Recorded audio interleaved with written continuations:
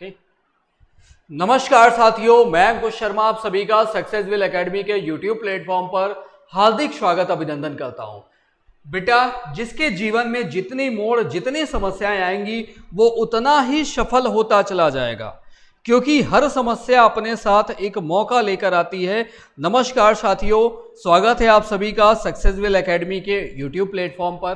तो बेटा, जैसा कि आपको पता है, अभी हाल ही में कल लेखपाल की कट ऑफ लिस्ट जारी हुई है। मेरे बहुत सारे बच्चे उदास हैं, निराश हैं कि उनका सिलेक्शन नहीं हुआ और बहुत सारे बच्चों का चयन हो गया है। तो मुख्य परीक्षा के लिए उन सभी को ढेरों हार्दिक शुभकामनाएं। अगले चरण के लिए मुख्य परीक्षा की तैयारी बहुत अच्छे तरीके से करिए। मैं आपके सहयोग के लिए हर तरह से पूरी तरीके से मैं आपका सहयोग करने के लिए तैयार हूं, चाहे वो ऑनलाइन प्लेटफॉर्म पर हो और चाहे ऑफलाइन प्लेटफॉर्म पर। चलिए, और जिन बच्चों का चयन नहीं हुआ है तो बिल्कुल भी घबराना नहीं है, आगे बहुत सारे एग्जाम है। मैंने कहा ना, जितनी बड़ी समस्याएं होंगी जीवन में, जितने मोड़ आएंगे, जितनी समस्याएं आएंगी, वो उतना ही सफल होता चला जाएगा। क्योंकि हर समस्या अपने साथ क्या लेके आती है? एक मौका लेके आती है। और आपको क्या करना है? उस मौके की ही तलाश करनी है, उस मौके के बारे में ही पता करना है कि आखिर वो मौका क्या है ना। जैसा कि अपने देश के प्रधानमंत्री मोदी जी भी कहते हैं, आपदा में अवसर, है ना, आपदा में भी अवसर। देश एक कठिन परिस्थितियों से गुजर रहा था जब कोविड-19 वाली परिस्थितियां बनी, लेकिन फिर भी उन्होंने कहा आपदा में अवसर को ढूंढिए, है ना। तो ऐसे ही चीजें हैं। तो आपको कभी भी घबराना नहीं है, हमेशा धैर्य और साहस बनाए रखना है, जीवन में आगे बढ़ते रहना है, कभी भी घबराने की जरूरत नहीं है। चलिए, तो साथियों, जैसा कि आपको पता है हम लोग क्या पढ़ रहे थे, तो बेटा हम लोग पढ़ रहे थे परसेंटेज। और परसेंटेज के अंदर हम लोगों ने काफी कुछ चीजें पढ़ ली हैं। क्या क्या पढ़ लिया है बेटा? तो इसके अंदर मैंने काफी कुछ आपको चुनाव वाले प्रश्न करा दिए, जनसंख्या वाले प्रश्न करा दिए, फिर मैंने परीक्षा पर आधारित प्रश्नों का संकलन भी आपके सामने प्रस्तुत किया। आज हम बात करने वाले हैं बेटा एरिया और पेरीमीटर से रिलेटेड कैसे क्वेश्चंस बनते हैं अपने परसेंटेज पर। यानी आज मैं बात करूंगा एरिया से संबंधित और वॉल्यूम से संबंधित कैसे सवाल परसेंटेज पर बनते हैं। हर एक एग्जाम के लिए इंपॉर्टेंट है। एरिया का मतलब बेटा क्षेत्रफल होता है। कैसे क्षेत्रफल और कैसे आयतन पर संबंधित प्रश्न बनते हैं अपने एग्जाम में। तो एक बार समझ लेते हैं क्षेत्रफल क्या है, आयतन क्या है। तो जैसा कि आपको पता है बेटा, क्षेत्रफल का मतलब होता है जो 2 साइड से बनता है, और आयतन का मतलब क्या होता है? जो 3 साइड से बनता है उसे हम आयतन कहते हैं। और हमेशा 3D फिगर्स का आयतन होता है और 2D फिगर का एरिया निकलता है, क्षेत्रफल निकलता है। क्योंकि उसमें सिर्फ क्या होती है? लंबाई और चौड़ाई होती है 2D फिगर में, लेकिन 3D फिगर में क्या होती है? एक तीसरी विमा बढ़ जाती है, ऊंचाई, है ना, इसीलिए उसका आयतन भी निकलता है। चलिए, अब ध्यान से समझिएगा। जैसे मैंने कहा बेटा, ये सर्किल है। ये क्या है? सर्किल है। सर्किल का मतलब क्या होता है? सर्किल का मतलब वृत्त होता है। तो जैसे मैंने मान लिया एक सर्किल है जिसकी रेडियस है 10 सेंटीमीटर। मैंने मान ली कितनी है? तो 10 सेंटीमीटर है। अब अगर मुझसे ये कहता है कि अगर इस सर्किल की रेडियस में 10% की वृद्धि हो जाए तो उसके एरिया पे क्या प्रभाव पड़ेगा या उसकी परिधि पर क्या प्रभाव पड़ेगा? ऐसे ही क्वेश्चंस बनने हैं, ऐसे ही प्रश्नों का संकलन मैं आपके सामने लेके आया हूं जिन्हें हम लोग सॉल्व करने वाले हैं। तो मैंने कहा अगर एक सर्किल है जिसकी रेडियस क्या है, तो रेडियस है 10 सेंटीमीटर के बराबर। मैंने मान लिया एक सर्किल है जिसकी रेडियस क्या है? 10 सेंटीमीटर, और हमसे कहता है कि इसकी त्रिज्या को 10% बढ़ा दिया जाए। तो बेटा 10% बढ़ाने का मतलब क्या है? आपको अब सभी को पता है 10% का मतलब होता है बेटा 1 से 10, यानी अगर रेडियस 10 है तो बढ़ा के कितनी कर दी जाए? 11 कर दी जाए। कितनी कर दी जाए? 11 कर दी जाए। ध्यान से समझिएगा, ये एक एग्जांपल मैंने लिया है, फिर हम अपने क्वेश्चंस पे आ जाएंगे। तो मैंने कहा रेडियस को 10% बढ़ाने का मतलब क्या है कि अगर त्रिज्या पहले 10 थी और कितनी कर दी जाए? 11 कर दी जाए। तो आपको पता है कि वृत्त का जो क्षेत्रफल होता है, अगर मैं एरिया की बात करूं, क्षेत्रफल की बात करूं, तो वृत्त का क्षेत्रफल क्या होता है? तो आपको पता है कि ये होता है पाई आर स्क्वायर।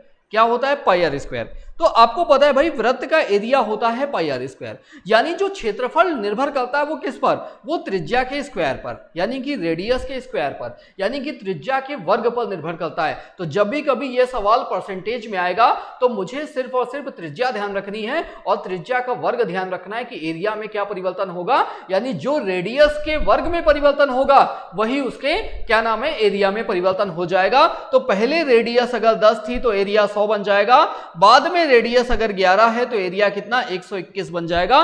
तो मैंने देखा भाई कि एरिया अपना पहले कितना था, तो पहले था अपना 100, बाद में 121 हो गया है, यानी कितना बढ़ गया, तो बढ़ गया अपना 21 बढ़ गया है, यानी आप कहोगे 21% की क्या हो जाएगी, वृद्धि हो जाएगी। यानी 100 पहले था, बाद में 121 हो गया, मतलब एरिया में 21% की क्या हो गई, वृद्धि हो गई। तो आप बोलेंगे एरिया कितना बढ़ गया, 21%। और ऐसे ही प्रश्नों का संकलन लेके आने वाले हैं। तो क्षेत्रफल में क्या क्या बात करेगा, क्षेत्रफल में बात करेगा बेटा त्रिभुज की, क्षेत्रफल में बात करेगा आयत की, वर्ग की बात करेगा, वृत्त की बात करेगा, घन की भी बात करेगा, घनाभ की भी बात करेगा, गोले की भी बात करेगा, और ऐसे आयतन में बात करेगा गोले की। ठीक है, चलिए अब सीधा सवालों पे आते हैं। पहला क्वेश्चन जब मैंने ध्यान से देखा तो पहला सवाल क्या कह रहा है, एक एक सवाल को बहुत ध्यान से समझ लेंगे।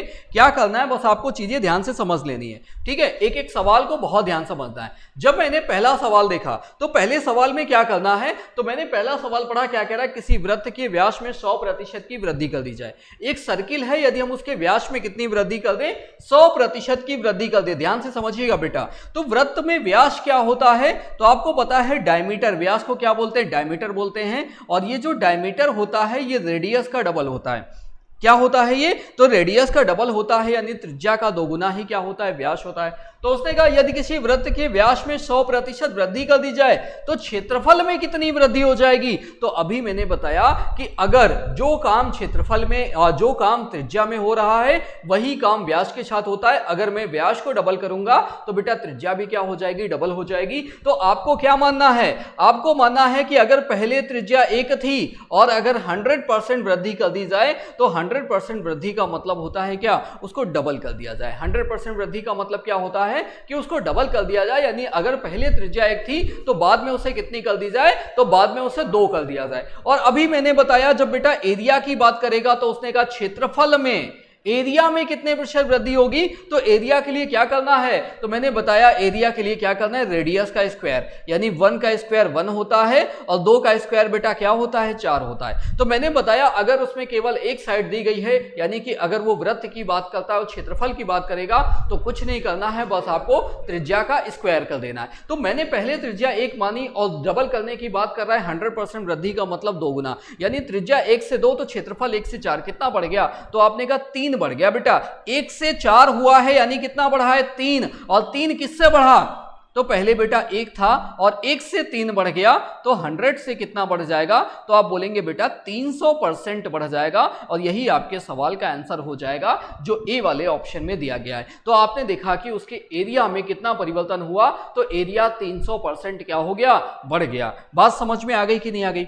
चलिए अगले सवाल पे आते हैं। यहां भी कुछ वैसा ही सवाल है, सेम सवाल है, बस लैंग्वेज उसने बदल दी। ध्यान से देखिए, किसी वर्ग के प्रत्येक कोर को दोहरा, और यहां वर्ग की बात कर रहा है। वर्ग क्या होता है बेटा, स्क्वायर।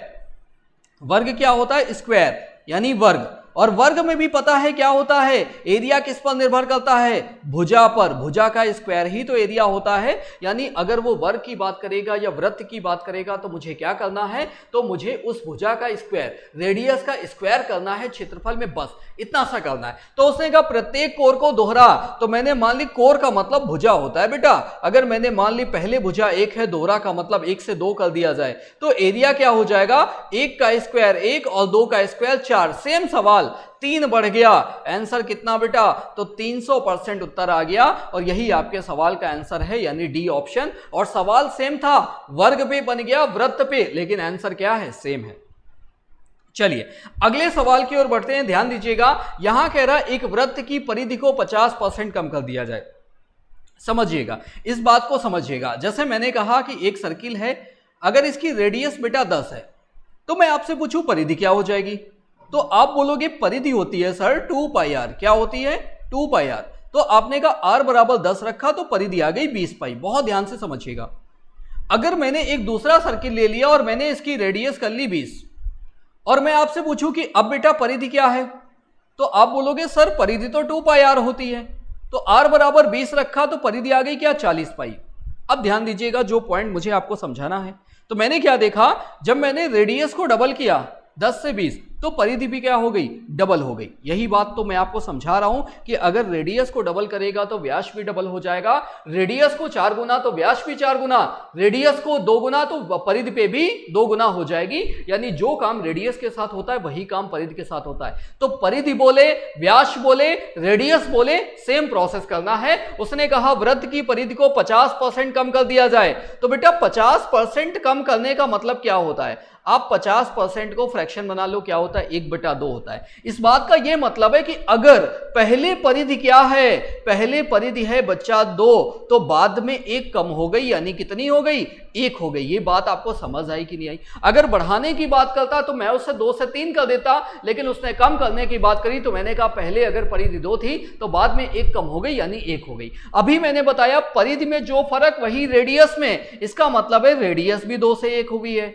तो एरिया पे क्या प्रभाव पड़ेगा, तो एरिया के लिए मैंने आपको समझाया है, स्क्वायर करना है, 2 का स्क्वायर 4, 1 का स्क्वायर 1 होता है, यानी एरिया 4 से 1 कम हो गया। यानी कितना कम हुआ, तो आपने कहा 3 कम हुआ, और 3 कम किससे हुआ, 4 से हुआ। तो 100 से कितना कम हो जाएगा बता दो जरा, 4 से काटेंगे 25 और 25 का 3 से गुणा, यानी कि 75% की क्या हो गई, कमी हो गई। तो क्षेत्रफल में 75% की कमी, यानी कि डी वाला ऑप्शन आपका क्या है, वही आपका करेक्ट आंसर हो जाएगा। बोलिए बात समझ में आ गई कि नहीं आ गई? चलिए अगले सवाल पे बढ़ते हैं।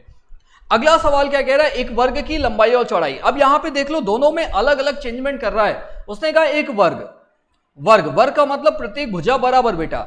उसने कहा लंबाई को 30% बढ़ा दिया जाए और चौड़ाई में 20% की वृद्धि कर दी जाए, यानी दोनों को बढ़ाने की बात कर रहा है। तो क्षेत्रफल कितना ज्यादा हो जाएगा, एक फॉर्मूला याद कर लो एरिया के लिए, जब 2 साइड्स होंगी तो इक्वावेलेंट, या फिर हम बोल सकते हैं नेट वृद्धि या कमी।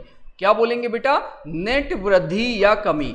एरिया में नेट वृद्धि या कमी याद कर लीजिएगा, फॉर्मूला क्या है, plus minus x plus minus y plus minus x into plus minus y और अपॉन 100% के होता है जब भी 2 साइड्स की बात करें और एरिया की बात करें। अगर 2 साइड की बात कर रहा है, एरिया की बात कर रहा है, डायरेक्ट आप इस फॉर्मूले में रख दीजिए तो एरिया में क्या परिवर्तन होगा निकल आएगा। जैसे उसने कहा सवाल में, क्या सवाल में बोला कि लंबाई में 30% की वृद्धि, चौड़ाई में 20, और दोनों वृद्धि है यानी दोनों पॉजिटिव लेना है। तो लंबाई में 30 की वृद्धि, चौड़ाई में 20 की वृद्धि, लंबाई में 30 की, चौड़ाई में 20 की, तो एरिया में क्या फर्क पड़ा। तो आप जब इसे सॉल्व करोगे तो क्या आने वाला है, 30 20 50 और 3 दूना 6, यानी कितना 56%, यानी एरिया में कितनी वृद्धि हो गई, तो आपने कहा 56% की वृद्धि हो जाएगी। अब मान लो कि बेटा आपको फॉर्मूला नहीं पता है, तब क्या करना है, तो उस तरीके को भी सीख लो। हर एक तरीका मैं आपको सिखाने वाला हूं, बस ध्यान से आपको चीजें समझनी है और वीडियो को लाइक और शेयर भी करते रहना है बेटा।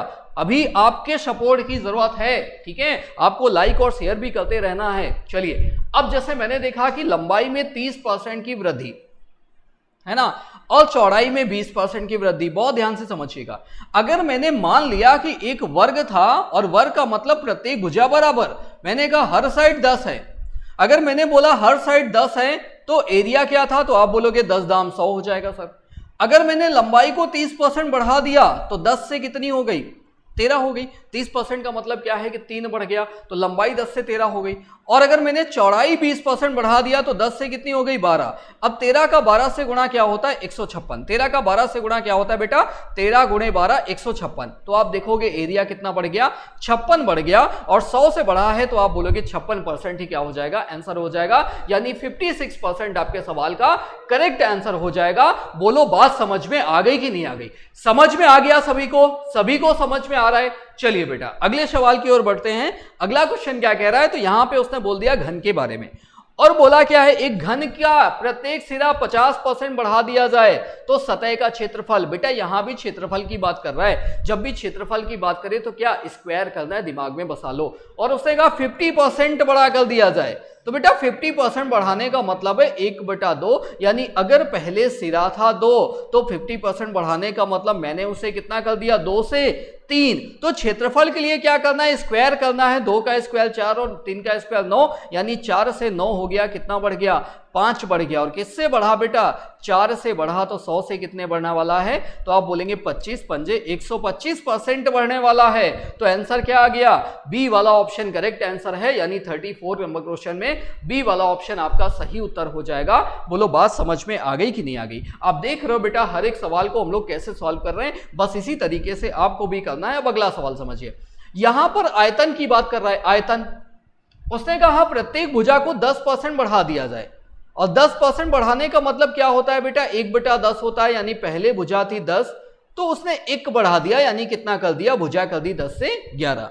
और जब भी आयतन की बात करेगा और ऐसा अपने पास फिगर होगा, ऐसी आकृति होगी जिसमें केवल एक भुजा होती, जैसे गोला हो गया, जैसे घन हो गया, तो आयतन के लिए आपको क्यूब करना है। 2 बातें याद रखनी है, क्षेत्रफल के लिए स्क्वायर, आयतन के लिए क्यूब। तो आपने देखा कि आयतन 10 से 11 हो रहा है, भुजा 10 से 11, तो हमें क्या करना है, आयतन के लिए वॉल्यूम के लिए 10 का क्यूब कर देना है बेटा, और बाद में कर देना है कितना, 11 का क्यूब। तो 10 का क्यूब क्या होता है 1000, अब 11 का क्यूब क्या होता है, तो 1331। ये बात आपको पता होनी चाहिए।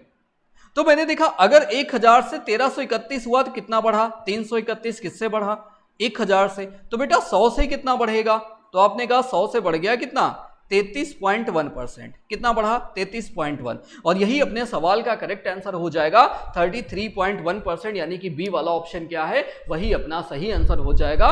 बोलो सभी को बात समझ में आ रही है कि नहीं आ रही है। चलिए अगला सवाल, अगला सवाल क्या कह रहा है, सेम सवाल है, उसने यही बोला है कि क्या ये गोलक की त्रिज्या, यानी गोले की बात कर रहा है, और यही तो मैंने समझाया, चाहे वो गोले की बात करे है ना, चाहे वो घन की बात करे, क्या करना है, आयतन बोलेगा तो हमें क्या करना है, क्यूब कर लेना है। तो उसने कहा 50% वृद्धि, 50% क्या होता है बेटा, 1/2 होता है, यानी पहले अगर उसकी रेडियस 2 थी तो बाद में कितनी कर ली गई, 3 कर ली गई। पहले 2 थी तो बाद में कितनी कर ली गई, वृद्धि, यानी 3 हो गई।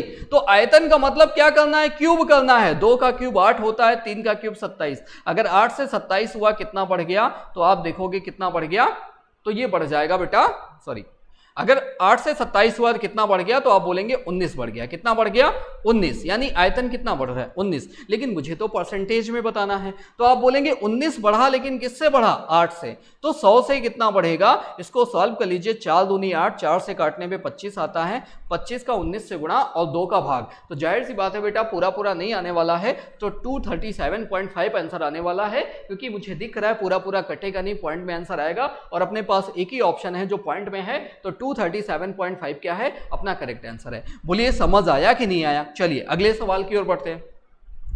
अगला सवाल कह रहा है एक गोलक की त्रिज्या दुगनी कर दी जाए। अब देखो बेटा गोलक मतलब गोला, त्रिज्या दुगनी, मैंने कहा पहले त्रिज्या 1 है, दुगनी का मतलब 1 से 2 कर लो। और आयतन की बात कर रहा है, क्या करना है, मैं बार बार समझा रहा हूं, आयतन बोलेगा तो क्या करना है, क्यूब कर लेना है। तो आपने कहा आयतन बोल रहा है तो 1 का क्यूब 1 ही होता है, 2 का क्यूब 8 हो गया, यानी आयतन 1 से 8 हो गया, कितना बढ़ गया, 7 बढ़ गया। और किससे बढ़ा बेटा, 1 से बढ़ा, तो 100 से कितना बढ़ेगा, तो आपने कहा 700% की वृद्धि, और यही आपके सवाल का करेक्ट आंसर हो जाएगा। बोलो बात समझ में आ रही कि नहीं आ रही। कोई भी एग्जाम उठा के देख लो, ये सारे क्वेश्चन आपको देखने को मिलते हैं, कोई भी आप एग्जाम, वनडे एग्जाम उठा के देख लीजिए। चलिए अगले सवाल की ओर बढ़ते हैं। अगला सवाल क्या कह रहा है, तो यहां उसने बोल दिया एक वर्ग की लंबाई चौड़ाई में, देखो सेम सवाल है, ये हम लोग कर चुके हैं, है ना, 56% आंसर था, ठीक है, इस सवाल को कर ही चुके हैं, 30% और 20%, यानी आंसर क्या आया था, 56%। चलिए अगले सवाल की ओर बढ़ते हैं। तो ये आपके थे कुछ क्वेश्चन जो हम लोगों ने लिए, तो ये आपका पूरे जो हम लोगों ने आज आयतन और क्षेत्रफल के बहुत ही बेसिक सवालों की बात करी,